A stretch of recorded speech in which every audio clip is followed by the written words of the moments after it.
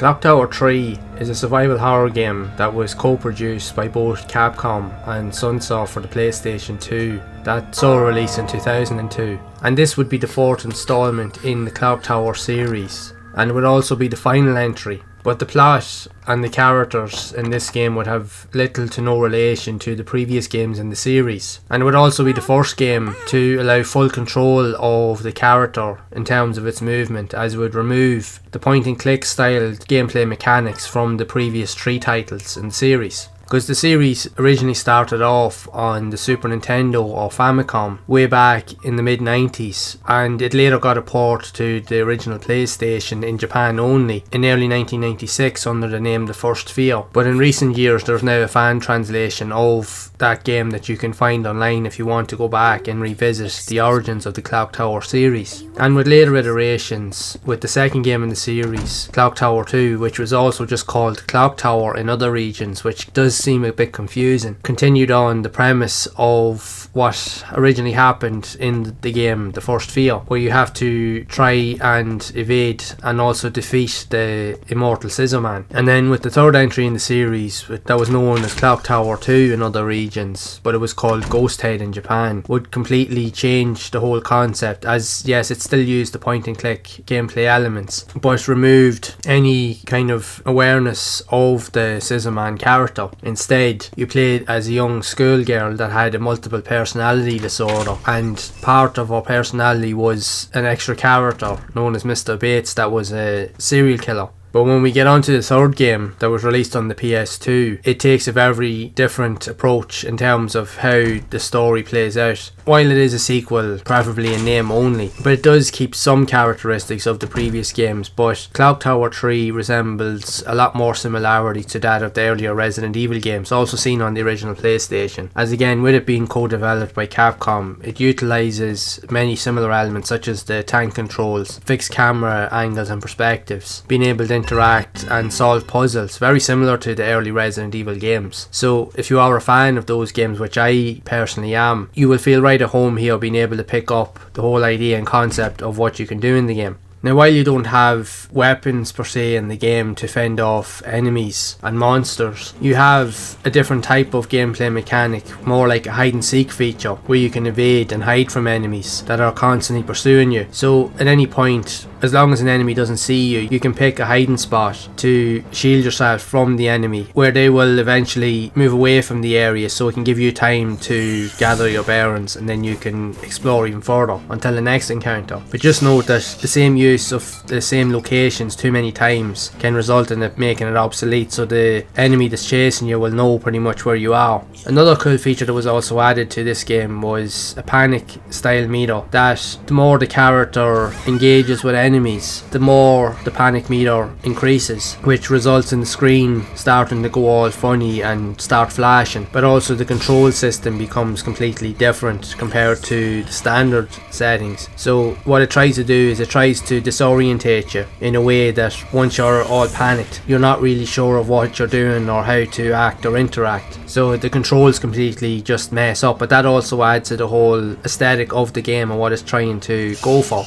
Most of these ideas and concepts from Clock Tower 3 would later be used in the 2005 survival horror classic from Capcom, also known as Haunting Ground, and that is considered one of the best survival horror games on the PlayStation 2 during that time. So if you have played Haunting Ground, you will pretty much understand a lot of the ideas from this game here. So with the story of the game, you follow a 14-year-old schoolgirl called Alyssa Hamilton that travels home to search for her mother from a boarding school that she was in, only to find out that the mother isn't at home. But she quickly finds out that she is also part of a family lineage of female warriors who have the ability to travel through time to be able to ward off and fend and defeat evil spirits. So the premise of the game will require Alyssa to travel through time, through different time periods, to defeat many entities and bring peace to various troubled souls throughout her journey. It also helps as well that the game for its time had excellent visuals and graphics, with great storytelling and a great atmosphere that really helped to create a very unique ambience and darkness tone around the whole gameplay experience. And the fact is that it used the fixed camera third person perspective seen in the previous like Resident Evil games will also add to the look and feel of the style the game was going for at the time. Many of these elements used in the original Clock Tower games would also help to inspire many fan-made games over the years and even indie games. One noticeably named as Nightcry that saw a release on Steam in 2016 that, although while not linked to Clock Tower directly, would see a lot of similar enemy type characters, with one type of character that looks and plays very like the original Scissorman from the original games, hunting you down as you play through the game. So there's a lot of throwbacks to the original series, as during its time the Clock Tower series, even though may not have hit the same level or peak as that of Resident Evil or Silent Hill, it is still considered a cult classic within the survival horror industry, enough so that a lot of fans enjoy the games, and the fact is that they're making kind of like spin-offs and they're taking a lot of references from the original games shows that it is a true classic within the horror genre. The game itself also, while good, once it was released, it ended up not selling as well and was considered a commercial failure, as the game didn't sell anywhere near the required amount that was expected by Capcom in terms of sales. And the game did receive mixed average reviews, but mainly based around the control system and sometimes the repetitive ideas in terms of the hide and seek mechanics. But it was highly praised based off of its excellent storytelling, visuals, and its use of the story that intertwines with all of the elements in the game, as that was definitely considered to be its standout feature. Even with the cutscenes in the game were visually very, very impressive and almost lifelike at the time, and that also helped to set up the tone and the ambience to create a very unique experience for the game, regardless of all the shortcomings. Clock Tower 3 in its own right is considered